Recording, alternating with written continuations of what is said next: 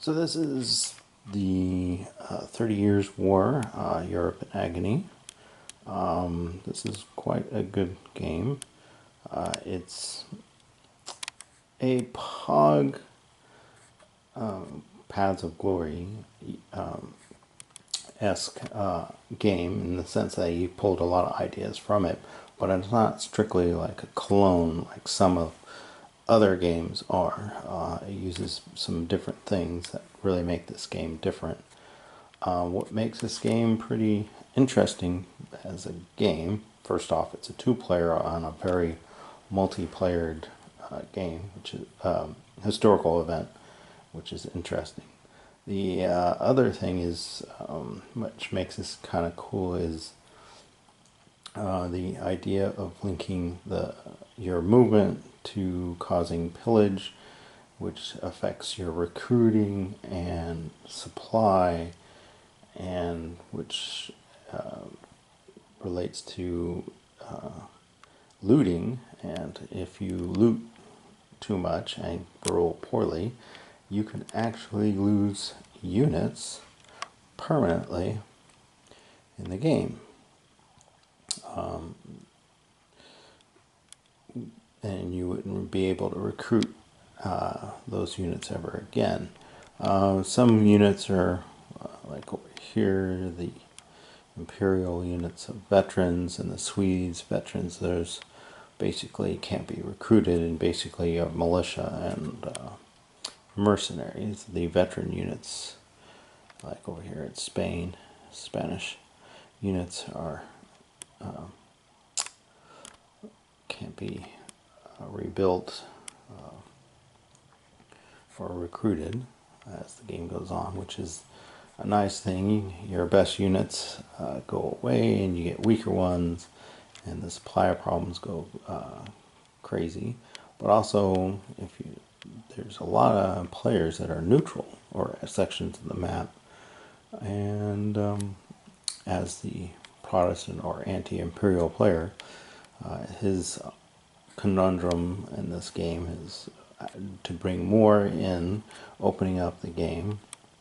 And the Catholic or imperial player is more trying to keep it small, because one of the strategies you can go in is a fast attack, try to crush the revolt basically quickly early in the game, and then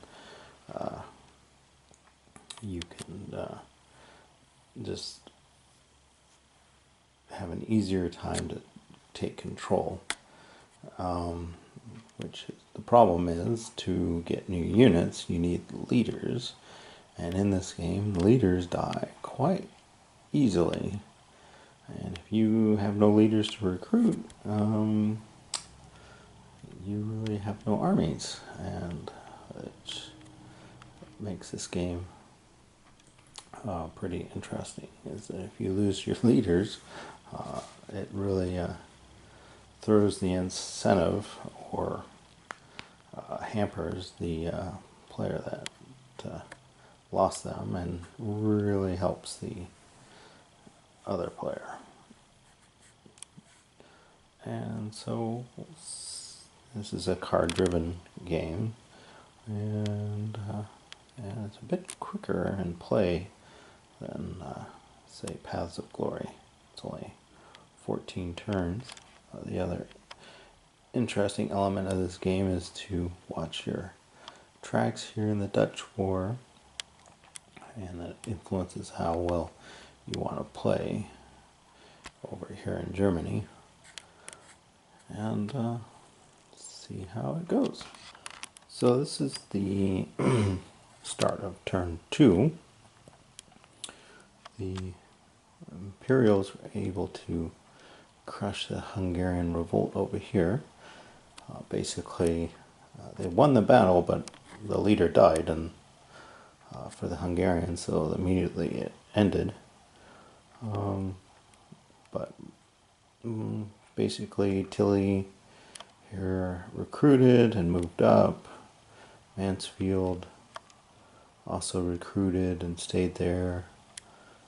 These forces moved up to Prague to counter the Imperials over here.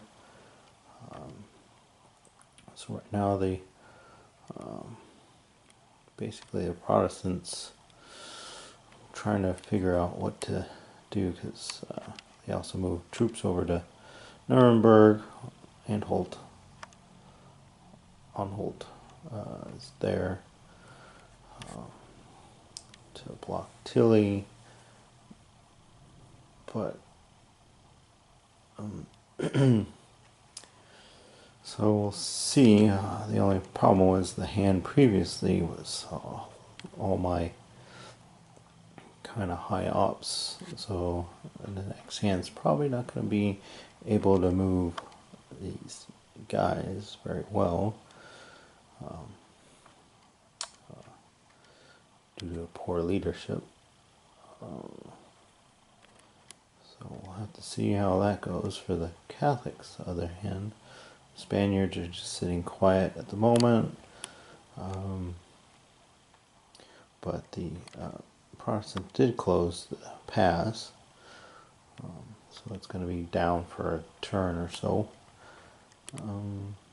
So it's going to affect pay for the Catholic side for a bit. Just the guys that are over here, I can move them back into Austria and not have to worry about pay.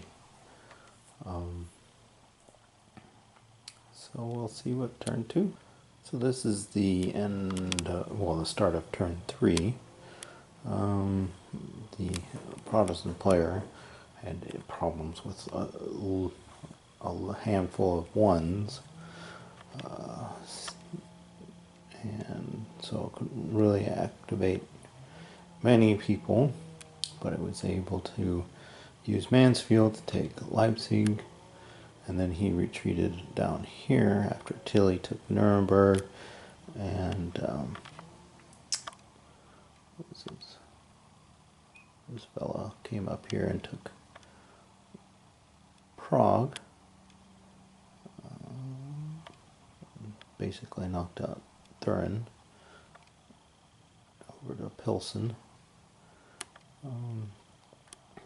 They all lost steps over there, kind of getting pushed out, but making sure Mansfield's over here and retreated. But the Espinosa, he's actually into in Holland, the United Provinces, and so it's going to allow the Catholic player to do some sieges and really move that track over.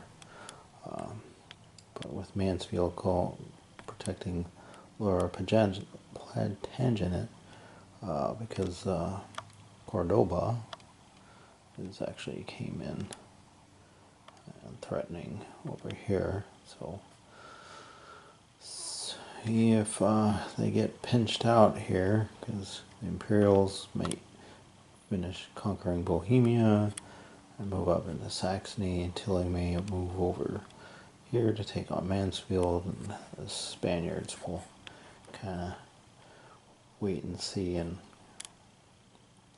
come in the rear. Let's see if that happens.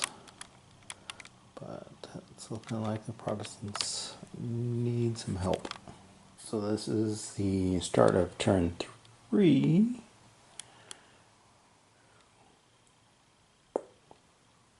So this is the start of turn 3. The Protestants basically taking Saxony to counteract the Imperials taking Bohemia. Did some recruiting, no real fights on both sides, other than the Spaniards played the siege and bumped up the war track, so the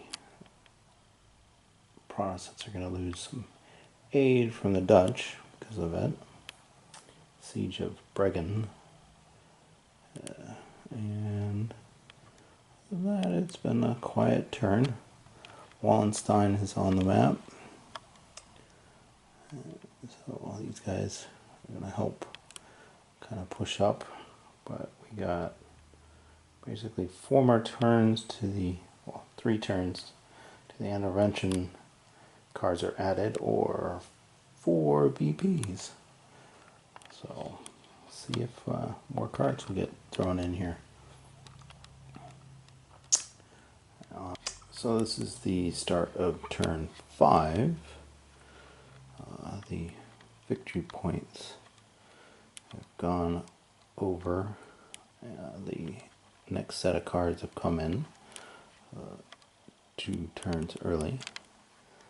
The Protestants are hiding out here,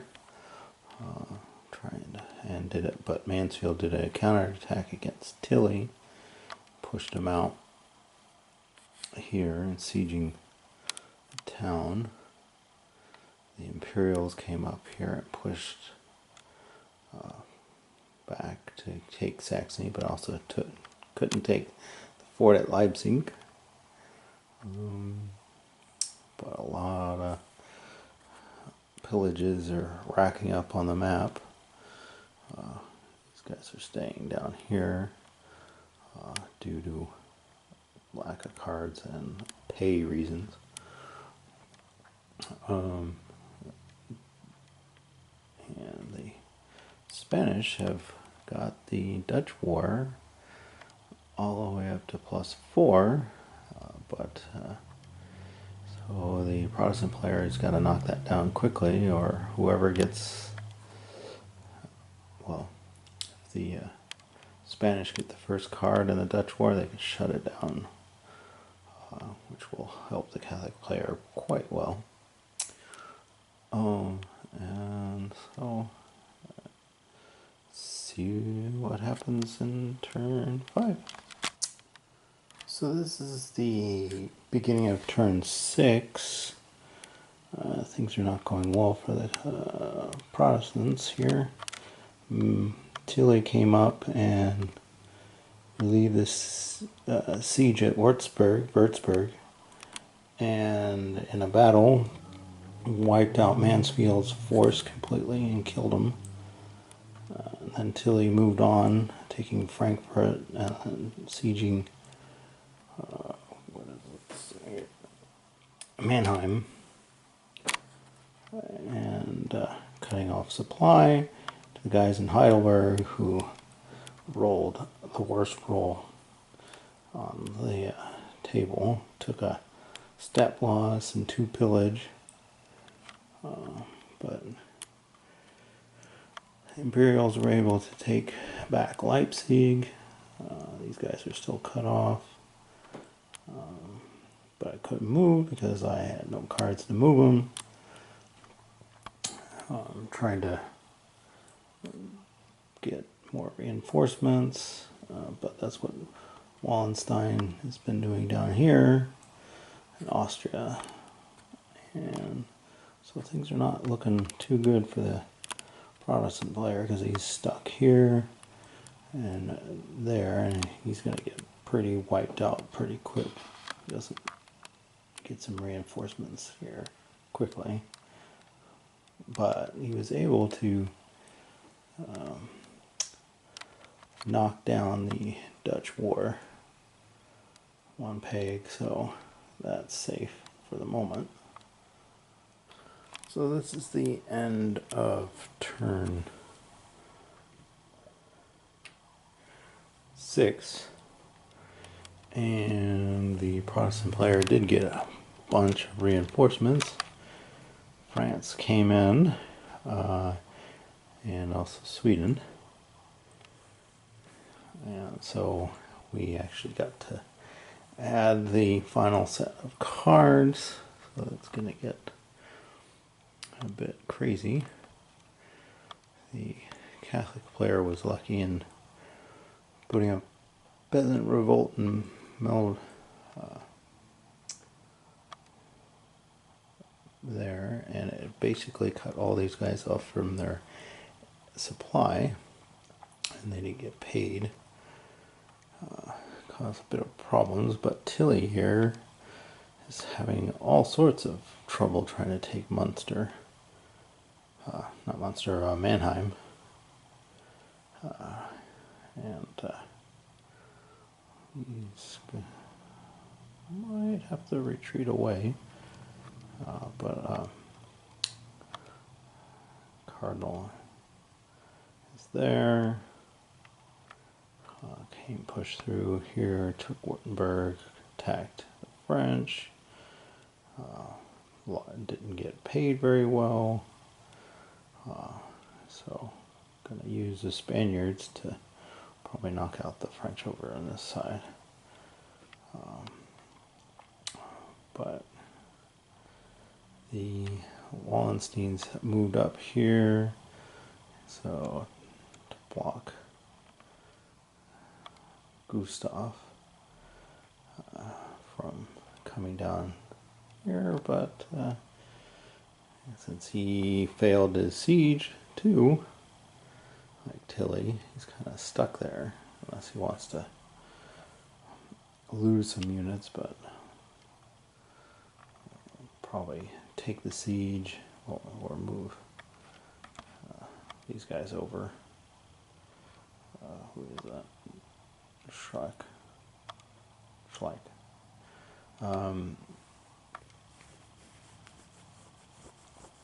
And then take on Wallenstein. But we shall see what turn 7 holds.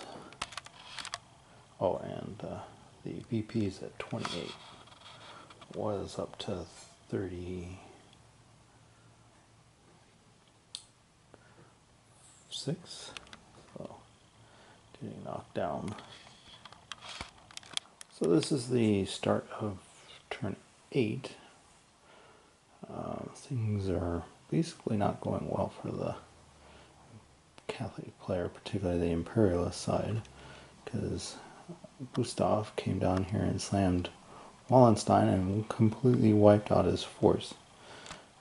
Wallenstein rolled a 1 and Gustav rolled a 9 or a 10 with the mods. Completely wiped out his force, killing him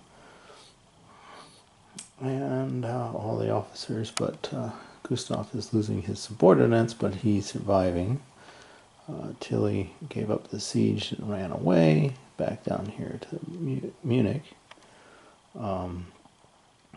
But losing guys to unpaid, losing steps and veterans, which is problematic for Swedes and for the Spaniards. So, I forgot about that. Peasant revolt moves this past 2 turns. Whoops. So I gotta fix that. But things are looking grim for. I gotta do some recruiting. If the Swedes stay concentrated, Vienna is pretty dead to the water. Goes that way. Tilly has to recruit and survive, and the Spaniards are gonna try to push the French away. Hopefully. Oh well. VPs are still holding. Yeah, so we'll see what happens. So this is the start of turn 9. Nothing happened in Holland, United Provinces. So the French went up here and smacked the Spanish that were in Brussels.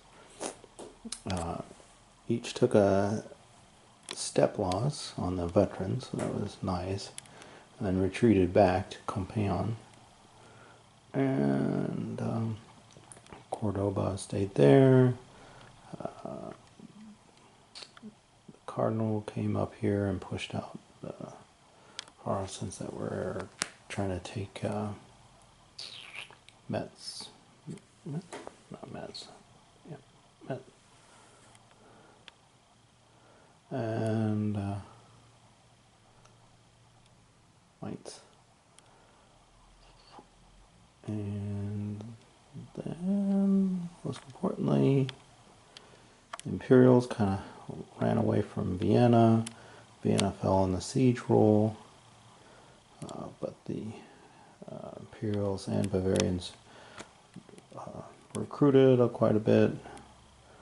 Peasant revolts still going on up here, but tried to get more units up here, but basically took a risk for the Protestants of not paying their troops, which has been problematic because they've already lost in the unit pool, militia and mercenaries, and the Bavarians have lost a militia, and those are all dead leaders. So we got this turn 9 and 5, 6 turns to go of the game, and the VPs still favor the Catholics at 28. So this is the start of turn 10 here. So I kind of made a mistake here for the Swedes. They stopped here in Salzburg with 2 pillage markers on there and got stuck and had to loot, and they lost 2 steps, which was basically 2 units permanently. They're veterans. The Imperials were able to take back Vienna. Tilly is still hanging out here in Munich. But Mercy came in and took a force from Bavaria and it's hanging out in Würzburg, kind of covering this force here, which has now got the English veterans unit. But if he goes forward, the Spaniards might smack him, so we're gonna figure out how to coordinate with the French here, but also the French has got the force here to take on this Catholic region here and take that for a victory point. Next turn, this force hanging up here in Magdeburg. Totally butchered that name. So, but peasant revolt still here because kind of got stuck there because no cards to move a 3 force, and you know, the Imperials were hanging up here near Leipzig, so we didn't want to move away out of that fortress. And we got 5 more turns to the end. Onward. So this is the beginning of the 11th turn. VPs are still stuck at 25. So the Swedish army moved out and took Prague. Basically, the Imperials stayed there. Bavarians stayed down there. Forces stayed up here. And the Protestants kept their force up there. Spanish didn't do much either, but pretty quiet on this one. The Swedes tried to take Austria fully, but the Imperials kind of snuck back and took Vienna with a bigger force. So instead of losing all the veterans, they decided to take Prague. So we have 4 turns left to see how this turns out. It's kind of stalemated a little bit. So onward.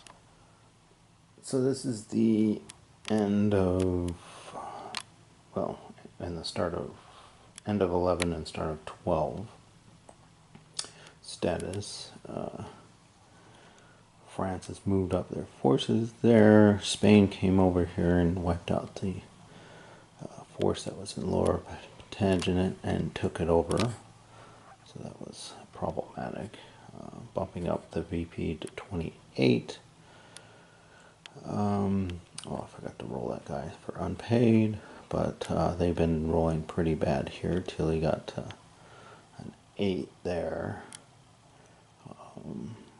which lost a step, but luckily, but 2 pillage. But over here, the Imperials rolled pretty bad on their loot table too, and actually lost a mercenary counter permanently due to step loss, but the Protestants were able to pay all their guys off with this turn.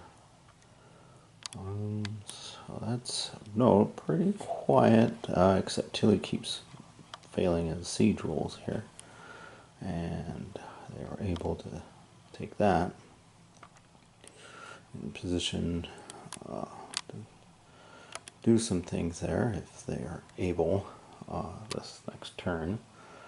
And but as you can see, a lot of these areas are really devastated. The devastation markers are really increasing, causing minor problems on movement and recruiting. And we'll see what happens in the next turn. So only 3 turns left. Oh. So this is the beginning of turn 13. Victory points up at 33. English Civil War came out, so that no aid there, and the Pope died, no aid from the Vatican, and the Huguenots are still going, so that's affecting the French.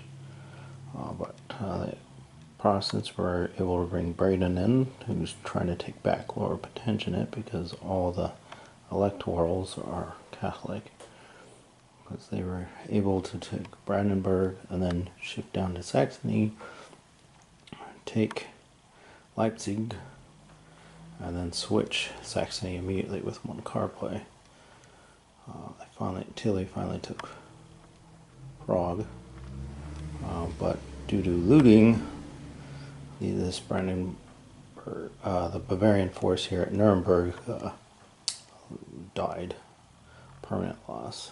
I got some down in Bavaria, but also Christian that up here in Denmark came in, taking some VPs for Protestants. So, but it's pretty still high for the next 2 turns.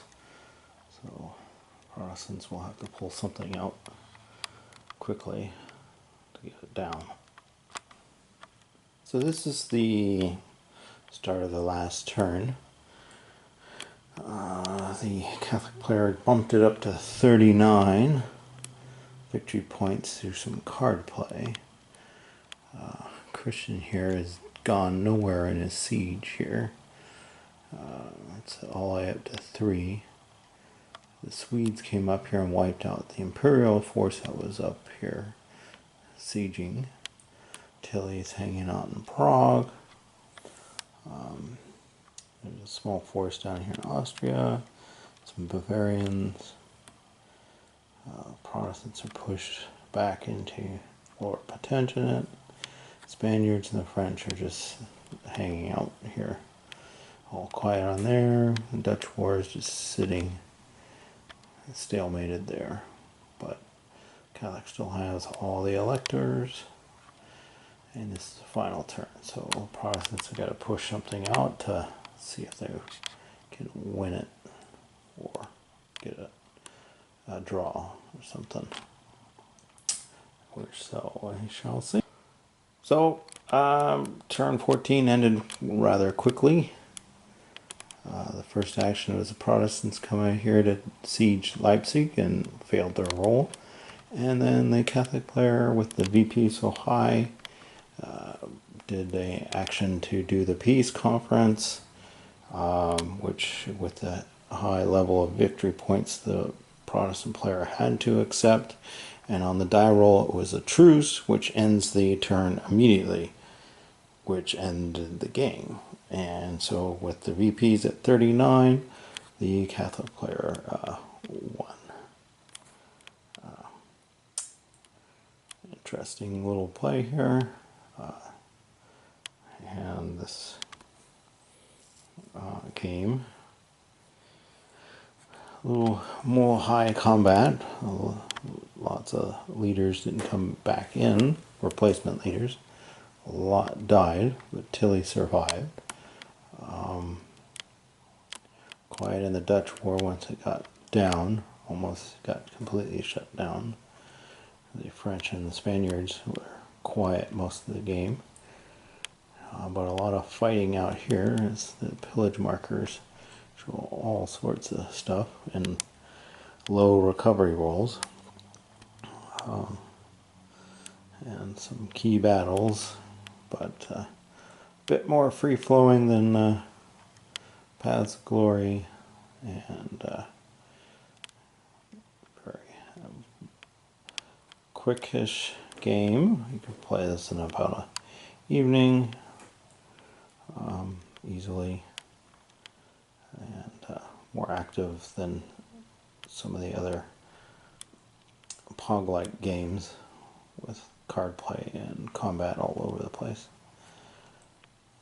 But unique game, fun, and we'll move on to the next one.